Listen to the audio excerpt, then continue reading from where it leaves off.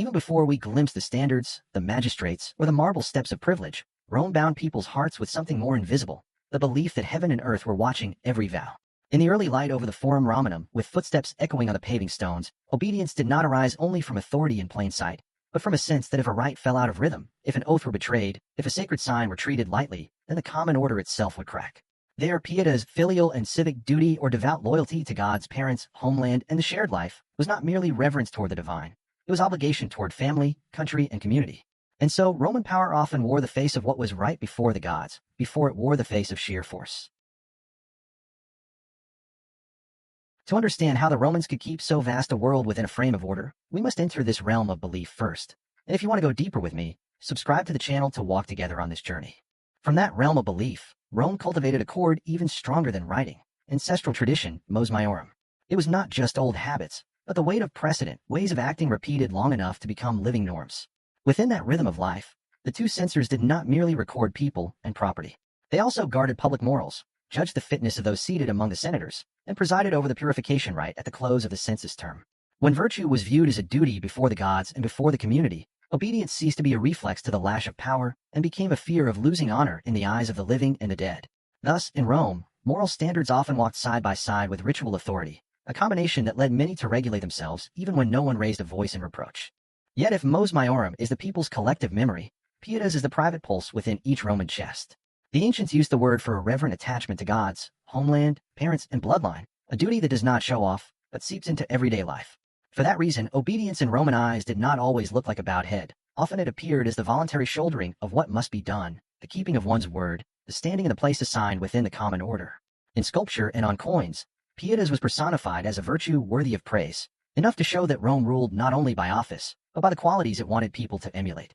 When an empire tells its own story in the language of dutiful piety, compliance takes on the color of honor, not merely fear. From household and private virtue, the story widens to the square and the temple, public religion. In Rome, state ritual did not stand at the margins of common life. It sat at the center, where major decisions were placed under the gaze of the crowd and under the witness of the gods. Romans believed that the health of the commonwealth rose or fell with the keeping of pax deorum, harmony with the divine, and therefore rites performed at the right time and in the right way carried meaning far beyond mere form. Power in that setting became worth hearing when it showed reverence for something higher than itself. An official might have the right to command, but when that command was set within the shared rhythm of ritual, it gained an added aura of legitimacy. This is Rome's subtlety. Belief did not erase conflict, but it helped many accept the rules because they felt they were helping preserve an order larger than themselves. From there, we step into a scene quintessentially Roman. Before a great undertaking, people paused to await an omen. Auspicia, the reading of sacred signs, especially through birds, was not decorative trim on ritual. It could intrude directly into the tempo of political decision and military command. In Rome, the ideal holder of power was not only someone who knew how to order, but someone who could show that he knew how to wait, to listen, to slow his stride before an unfavorable sign. And the Romans told a famous story as a warning.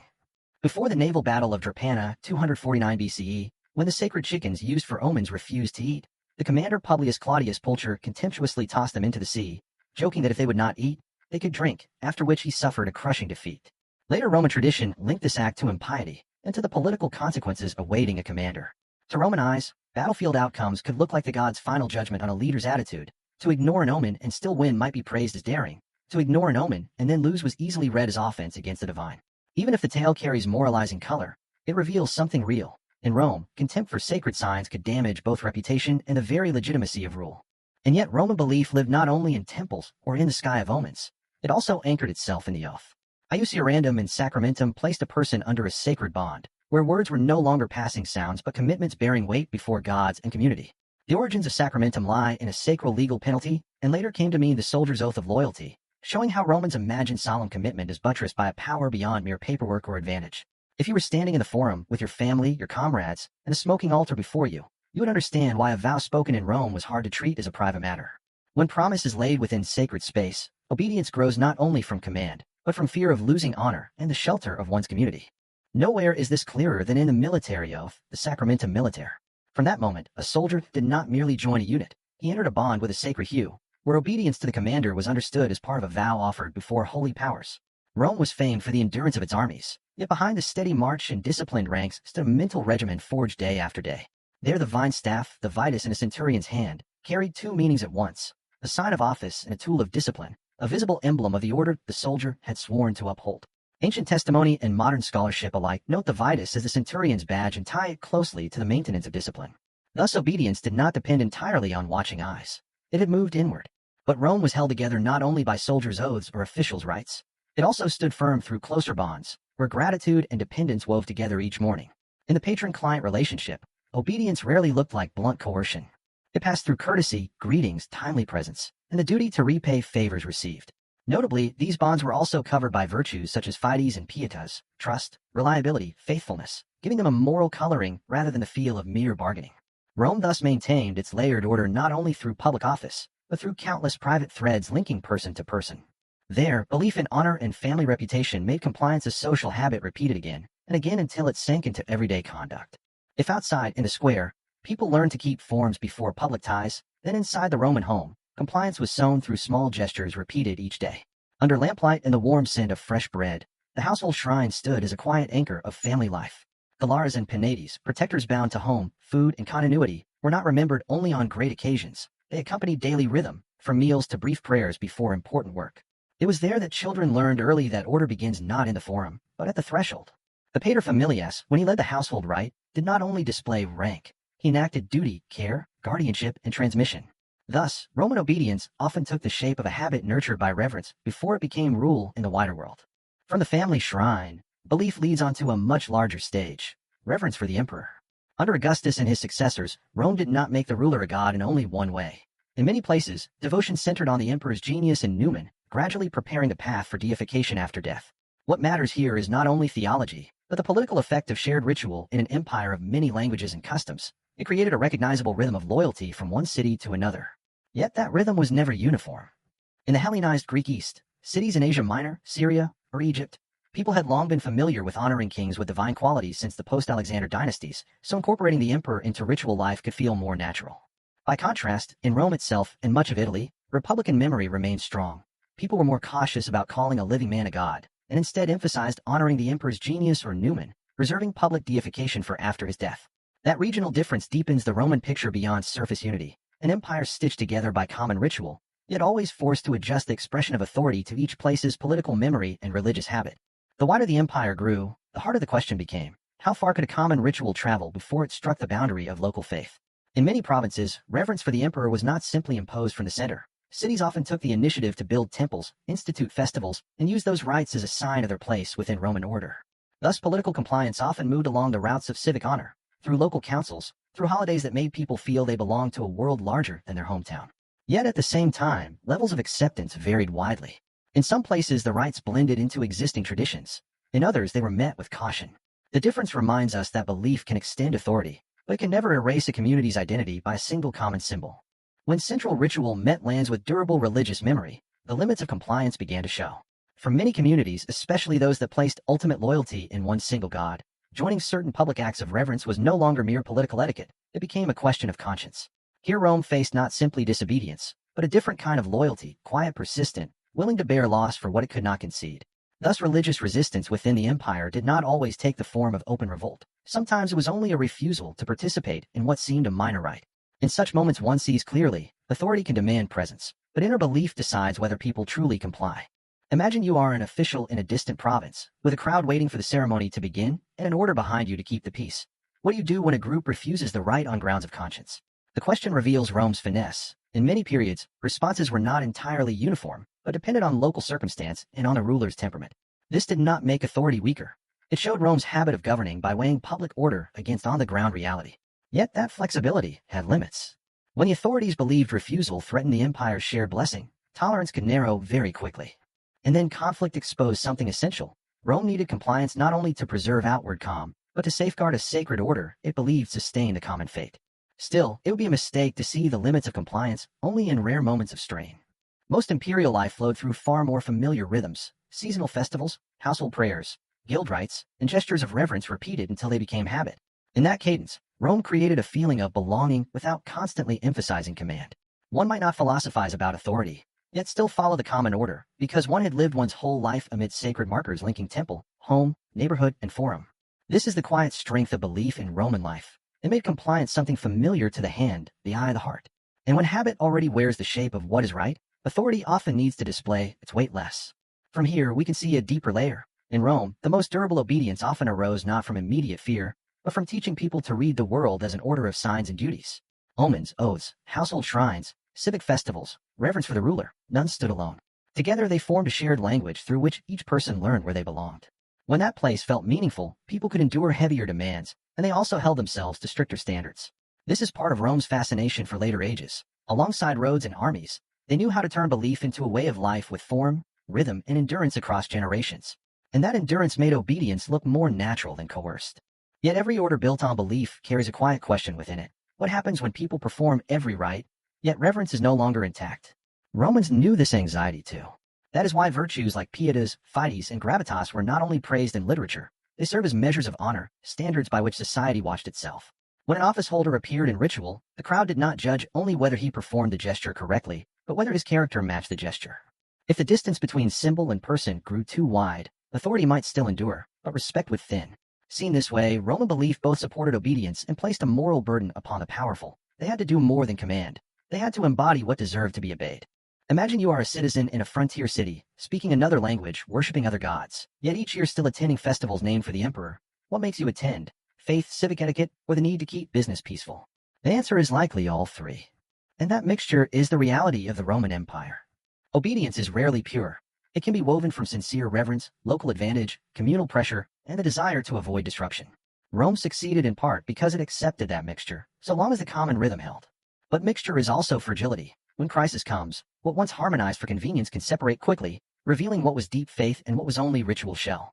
By the 3rd century, amid repeated shocks, we see even more clearly how public ritual helped preserve a sense of Romanness across a vast and diverse space. In many places, festival calendars for garrisons and cities show older rites still maintained, not only because of orders from the center, but because they had become the recognized rhythm of common life. This also guards us from a misconception.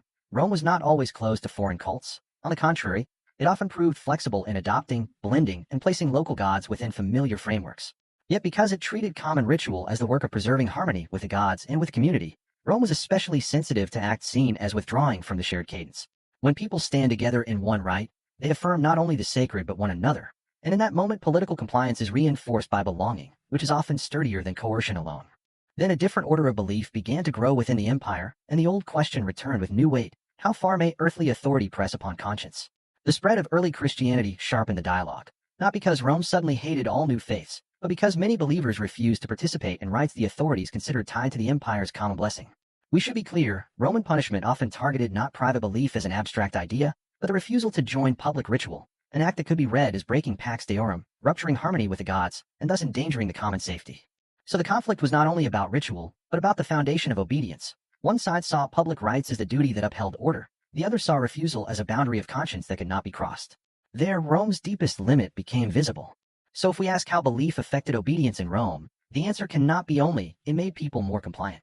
Belief both granted legitimacy to authority and created a shared rhythm that turned compliance into habit, yet belief also built boundaries that power struggled to cross. Rome was strong in knowing how to bind ritual, honor, household, army, and civic life into an order of meaning. But Rome also revealed its limits because not every community defined the sacred in the same way. And precisely where authority meets conscience, we see a truth that reaches beyond antiquity. People can accept many rules so long as they believe those rules do not violate what they hold to be ultimate.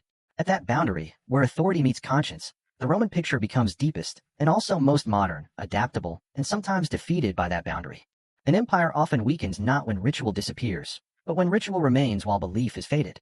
After the early centuries, Rome entered a time of upheaval, frontier war, rapid successions, and daily insecurity, when people clung more tightly to shared ceremonies to preserve a sense of stability.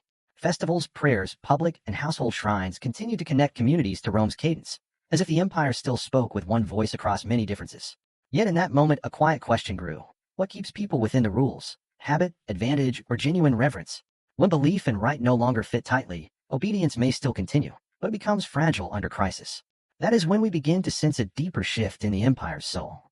Some historical turning points arrive not with thunder, but with a change in what people call sacred. From the 4th century, with Constantine and the movements that followed, the empire's map of belief changed in layers, not overnight, but through policy, patronage, argument, and new rituals. What matters is not only Christianity's growth, but the way earthly authority learned to speak in a different sacred language. Older forms of loyalty did not vanish at once. Many habits of ceremony and communal life retained inertia. Yet as the sacred frame shifted, the question of obedience shifted with it, People obeyed in fear of which god, to protect which order, and to preserve what for those who came after. In that bend of history, Rome shows a larger truth. Authority that wants endurance must move with the realm of trust as it changes. When a new faith enters the center of power, the hardest task is not building new temples, but rewriting the rhythm of legitimacy behind obedience. Rome had once relied on public ritual to support authority. Now many began to view compliance through a lens of morality and conscience shaped by new teaching. This did not erase older memory at once.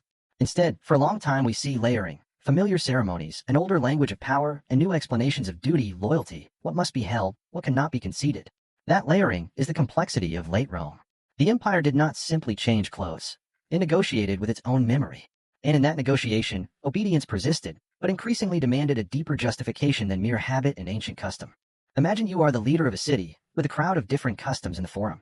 Do you call them to comply by fear, or by a shared story of meaning? The question takes us to the core of Roman statecraft in times of change. The empire endured so long not only through roads or armies, but because generations learned to tie authority to an order narrated as worth preserving. When the older sacred story weakened in some places, rulers had to find new language to connect loyalty with conscience. Where they managed it, compliance gained depth. Where only slogans and forms remained, order cracked faster than people expected. For in the end, people remain within rules not only because they are watched, but because they believe their compliance is protecting a meaningful world for family and community. What makes Rome so worth thinking about is that sobriety. They understood that authority relying only on force is expensive and short-breathed. So from household shrine to public rite, from the military oath to the honor of office holders, they repeatedly bound obedience to a sense of the sacred and to standards of virtue. Of course, reality was never perfect. There was hypocrisy, calculation, moments when ritual became mere shell. Yet even when it fell short of its ideals, the empire still shows this. A large society needs a shared agreement on what deserves reverence, what must be protected, and what should not be violated. While that agreement lives, rules endure. When it rots, commands must strain to replace it, and that is often the sign of quiet exhaustion. Look slowly at a scene that seems small. A prayer before a meal, a city's festival day, a bow of the head before a familiar emblem. These small things are where Rome forged long-lasting habits of compliance. People remember victories and laws, but in daily life, obedience was fed by repeated rhythm, doing together, witnessing together, remembering together. When a child grows up inside such rhythms, they learn not only rules, but the feeling of belonging to an order larger than themselves. This is where belief touches life most deeply, not loudly, not always demanding explanation, but quietly shaping how people stand, speak, promise, and keep their word. So when we ask how Rome sustained obedience, we should seek the answer not only in great temples, but also in the lamplit house at dusk. But every order grounded in belief must face an unavoidable test: how to distinguish genuine reverence from compliance born of convenience. In peaceful times, the two may move in the same direction. When crisis comes, they separate sharply. Some keep the rights to avoid trouble, some keep them for honor, some refuse for conscience, and some switch sides quickly as interest shifts. Rome witnessed all these shades, in provinces, in the army, in city life. Its lesson is not the illusion that everyone can be made to believe the same, but an understanding of degrees of loyalty and how they behave under pressure. A wise empire does not only count attendance at festivals, it must also read what is truly alive in the hearts of those who attend. Imagine you live at the empire's edge, speaking a mother tongue other than Latin, worshipping in ancestral ways, yet still required to pass through the shared rites of authority. What do you keep? What do you yield? The question brings Rome close to every age. For the most durable obedience usually appears not when one side erases the other, but when there is room enough for people both to belong to the common order and not to betray what they hold ultimate. Rome sometimes achieved that, sometimes failed. The weave of flexibility and limit created both the empire's strength and its fragility. The lesson is clear. Authority that seeks longevity must learn to listen to local conscience, not merely demand identical outward compliance across every land. In Roman life, inequality did not appear only as a gap of power. It was made familiar through daily patterns of conduct. Mos maiorum, ancestral custom, taught not only whom to honor, yield to, obey, but also how each position in the social order should present itself as part of a shared way of life. Fides therefore carried special weight, not only trust between individuals, but a sense that promises, protection, and repayment of obligations must be kept according to one's role. In the morning salutatio, the line of clients before a patron's doorway came not only to seek help, they entered a ritual that acknowledged the hierarchy. The weak sought protection. The strong displayed responsibility. In those seemingly ordinary gestures, differences of rank were softened enough to keep functioning. Look closer at what keeps that rhythm from snapping. A clasp of hands and an oath. A greeting offered at the right hour when the sky is barely bright. A line of people waiting at the stone-paved entrance. As light touches the edge of the door, and the patron's reputation has already walked into the street ahead of him. Such details do not erase inequality. They give it form, ceremony, and a moral language that makes it livable. When Fides is believed to be real, dependence can feel like a reciprocal bond. When Mos maiorum still carries weight, Rank is not only raw distance of power, but a set of roles rehearsed each morning, each promise, each gesture. And here we glimpse the order's most fragile point. Once faith in the powerful to keep their word and duty thins, the very ritual that once made life flow begins to expose the full roughness of inequality.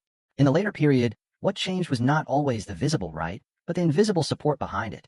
Sacrifices could still happen on time, in proper sequence, in proper place. Incense could still rise beneath colonnades. Proclamations could still ring in the forum. Crowds could still stand where they always stood.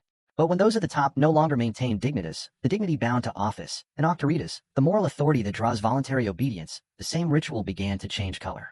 It lost some of its power to gather people, some of its sense of this must be kept, and became something done because it was hard to avoid rather than because anyone still believed. A ceremony could remain splendid, solemn, correct, while the eyes of its participants no longer rested on the same point. In that gap, surface order still stands, but the inner rhythm has begun to crack. When respect no longer supports rank, the Roman order reveals a harder sinew. The division between honestiores and humiliores is no longer masked chiefly by honor, mutual obligation, or the belief that each person is doing a right share of the common work. It appears increasingly in the unequal way law and punishment fall upon different classes. In such a world, the honestiores and those pushed toward the humiliores differ not only in voice and prestige, but in how easily naked coercion can reach them. Ritual remains, symbols remain, but when fides thins and mos maiorum no longer restrains the upper ranks, obedience tends to become submission out of fear of consequence rather than compliance rooted in respect. And in lavish ceremonies wearing empty, indifferent faces, that change of substance becomes clearer than any proclamation. Imagine you live in a time when the rites still begin on schedule, the proclamations still echo beneath the columns, but what once made people believe in them has begun to shift. What do you cling to know what you still belong to? In centuries of strong motion, that question enters each person before it becomes debate in the forum. People do not only change how they name the gods, they remeasure the borders of duty, loyalty, what can be done without betraying oneself. Late Roman life thus carried many layers at once. The inertia of old habits, the pull of a new sacred language, and quiet hollows that shared ritual could no longer fill. In the same crowd performing the rites, a soldier might still stand in line, make the proper gesture, yet his gaze is already turned elsewhere. A dynasty can arrange the square, fix the festival calendar, and compel many to repeat a gesture before a common emblem. Public power can do that, and Rome did it very well. Yet a boundary appears precisely when everything seems to run smoothly. The state can reach behavior, the outward rhythm, without fully reaching the deepest part of a person. In those gaps, private beliefs can become stronger than the crowd shout, and new religions can find space to take root. The tension does not always erupt into great conflict. Often it shows itself only amid hovering incense and stone worn by footsteps. When someone slows half a beat before the shared rite, long enough to feel that power is still present, but inner compliance no longer belongs wholly to the same source. From that half-beat of delay, look at Rome at its smallest, a kitchen corner with a lararium, little figures of the Lares standing still beneath a thin film of smoke, an oil lamp burning low, its yellow light trembling on a dark wall, a father bowing his head to speak a short prayer before the meal, even and quiet enough that an outsider might miss it. In places like these, belief needs no form's grandeur to keep life in rhythm. These small heartbeats, a prayer at the right moment, a gesture in the proper role, reverence repeated over years, help the shape of an empire stand longer than many things that seem stronger, longer even than the force an army can produce in a single campaigning season. Outside, columns may crack, statues may fall, names may fade from inscriptions, yet in the lamp's weak glow and the father's barely audible prayer at the household shrine, we can still hear the rhythm that once kept the vast world from coming apart too soon.